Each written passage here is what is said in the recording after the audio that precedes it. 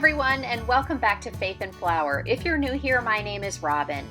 Today started out with a big plan. I had these ripe bananas that I planned to turn into a nice batch of fresh banana chocolate pecan muffins baked from my favorite recipe book, and this is the Minimalist Becker Everyday Cooking. I have it in my Amazon store if you guys are interested. And while these muffins were baking, I had planned to do a ton of decluttering and cleaning in the kitchen.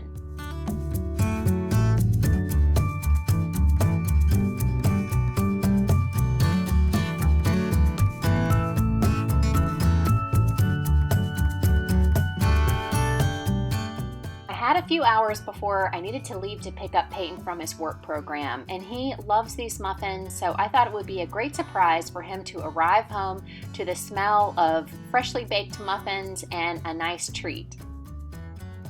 Back in January, I was inspired by Joshua Becker's book, The Minimalist Home, to go room by room through our home and declutter. It made a huge difference. We got rid of tons of things, and I will have those videos linked in the cards above and also in the description box if you guys are interested in watching those. I realize now that it was basically just the first round, and several rooms, especially the kitchen, needed me to go back in and remove all of the things that I basically haven't even used since January. There is still quite a bit, in fact, kind of an embarrassing amount, and you guys will see that at the end of the video.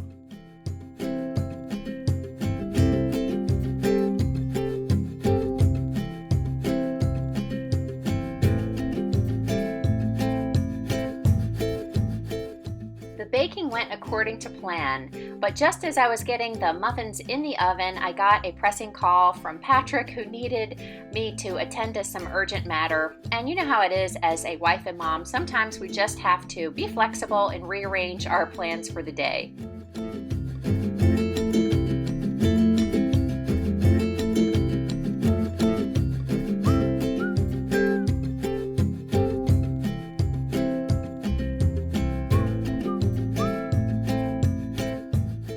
Even though I only had enough time to clean the kitchen before it was time to go, I decided that I was not going to be deterred. I had it in my head that I wanted to get this decluttering and cleaning done today, so as soon as I get back with Peyton, I'm going to get down to business.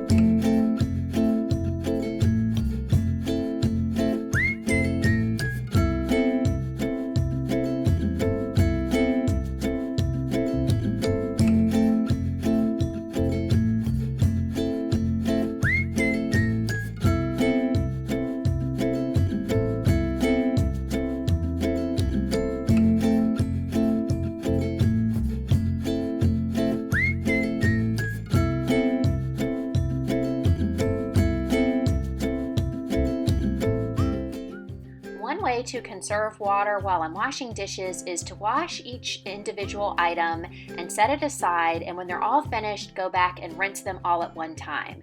And that way I don't have the water running, I don't have to turn it off and on.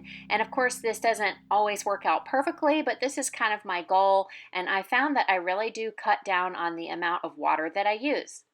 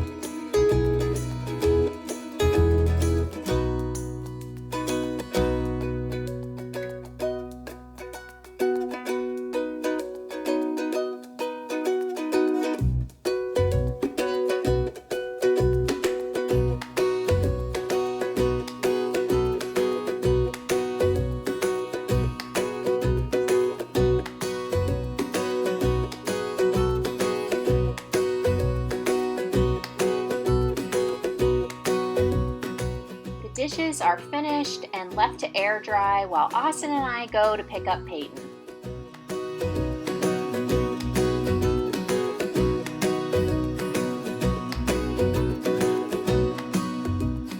I think Peyton appreciated his muffin as it was half gone by the time I got into the kitchen.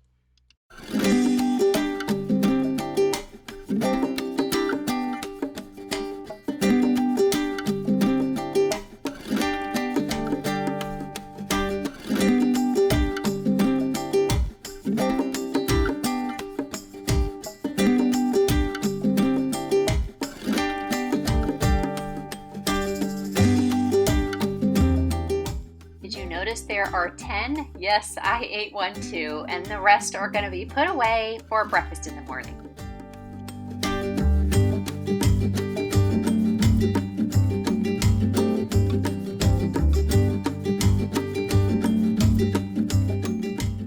Now down to work. I'm starting with this cabinet in the butler's pantry because I know there are a few things in here that I have not been using since January when I last decluttered. I have had this stoneware from Pampered Chef for a long time, and it used to be my favorite bakeware. I got a ton of use out of it. But we have been eating gluten-free for over 10 years now because Peyton has celiac disease. And so we cannot really use these on a regular basis because of cross-contamination, so it's time to get rid of those things. This teapot is something else that I'm going to part with. I have one that belonged to my grandmother, and I should really just be enjoying that one, and I don't need two. I also have some keepsakes in these boxes, and yes, I'm not ready to get rid of those yet, so they're probably going to go straight back in, but I'm taking them out so that I can do a good job of cleaning the cabinets and taking advantage of having them empty. In this drawer, I've been keeping some candles that are paraffin candles, and I decided a while ago that I'm not going to be using these anymore. I don't know why I didn't go ahead and remove them then. I'm just trying to stick with soy candles and candles that are scented with natural fragrances like essential oils. So again, I'm just taking everything out, and it's actually kind of funny when I watch myself rearrange this. I mean, how many different ways can you come up with to arrange a drawer?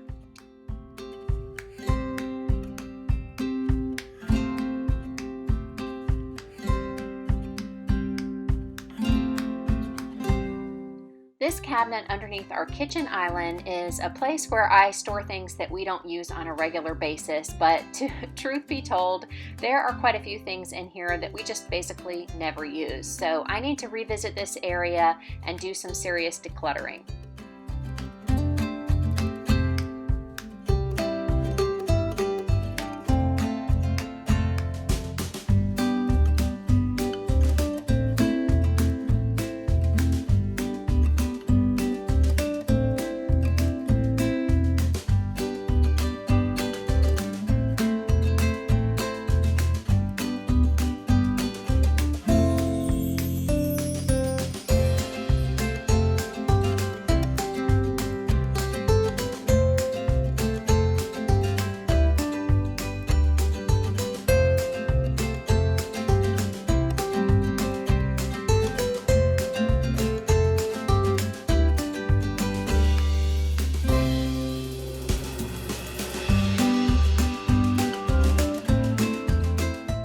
Under the sink, I know exactly what I want to purge, and it's these 3 kitchen sort of dish cleaning tools that I am not using. I guess I had been searching for the perfect tool for cleaning dishes, and none of these were fitting the bill. This natural brush that I learned about from my good friend Noemi at Clean with Scandish Home is really the perfect tool. I love this, and if you guys are interested, I have it in my Amazon store. When decluttering, it's always good to get rid of duplicates, so in this case, the stoneware pan for our toaster oven is going to go. I got a little lazy in our pantry. It was getting towards the end of the day, and instead of taking everything out like Marie Kondo would suggest, I just went straight for the things that I know we're not using and removed them. For me, becoming a minimalist is going to be a process. I know that most people would not look at our home and think that we are minimalist, but this is a goal of ours, and I'm hoping that we will get closer to it each time I go through a decluttering like this. And so I figure that it's much better to strive for progress over perfection.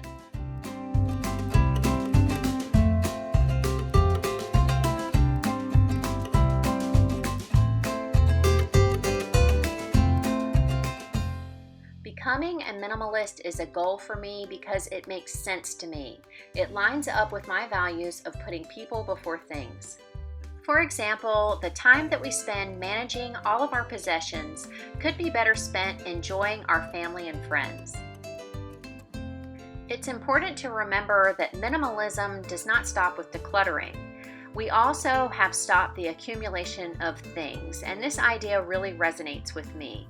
This keeps our home clear from becoming cluttered again and frees our finances to invest in the things that really matter. I knew that there were a lot of things left in my kitchen cabinets that I needed to purge, and seeing them all here on the dining room table was kind of shocking to me and frankly kind of embarrassing, especially since I already had gone through this process back in January. Most of the things made it onto this table because I'm not even using them.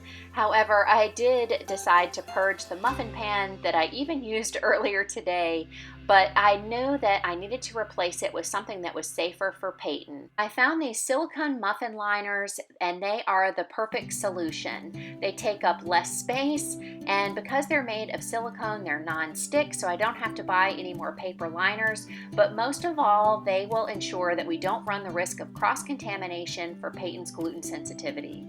And of course, if this is something that you are in the market for, I will have them in my Amazon store, and the link for that is in the description box below. Thank you guys so much for spending part of your day with me. I hope it gave you some inspiration to think about how you could improve the space that you live in by decluttering.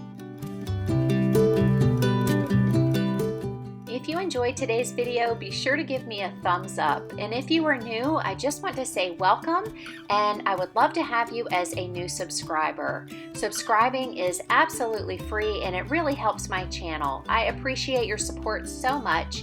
I look forward to getting to know you in the comment section below, and I will see you in the next video. Thank you guys. Have a wonderful week.